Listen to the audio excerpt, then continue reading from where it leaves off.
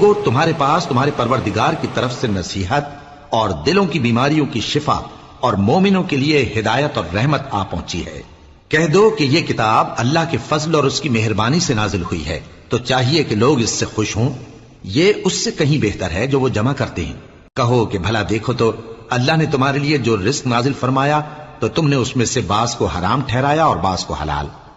ان سے پوچھو کیا اللہ نے تمہیں اس کا حکم دیا ہے یا تم اللہ پر جھوٹ باندھتے ہو؟ اور جو لوگ اللہ پر جھوٹ باندھتے ہیں وہ قیامت کے دن کی نسبت کیا خیال رکھتے ہیں؟ بے شک اللہ لوگوں پر مہربان ہے، لیکن اکثر لوگ شکر نہیں کرتے۔ اور تم جس حال میں ہوتے ہو، یا قرآن میں سے کچھ پڑھتے ہو یا تم لوگ کوئی اور کام کرتے ہو، جب اس میں مصروف ہوتے ہو تو ہم تمہارے پاس ہوتے ہیں، اور تمہارے پروردگار سے کوئی ذرہ بھر بھی چیز پوشیدہ نہیں رہتی، نہ زمین میں اور نہ آسمان میں، اور نہ کوئی چیز ہے اس سے چھوٹی اور نہ بڑی مگر کتاب روشن